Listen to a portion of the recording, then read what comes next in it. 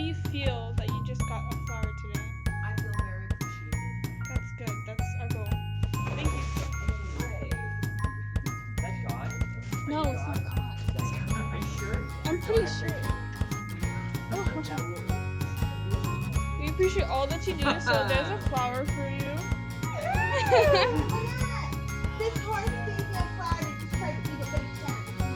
It's my John, flower. Mom, hi. That's not John's mom. That's the Mustang. Yeah.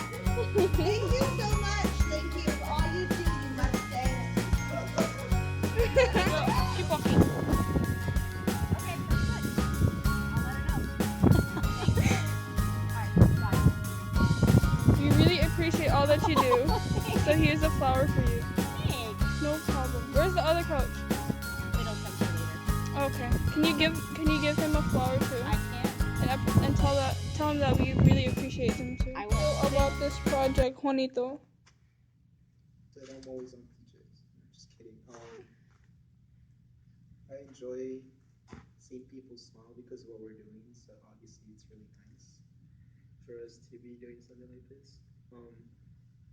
At first, I was like having my doubts and everything, but after we started coming up with plans, it was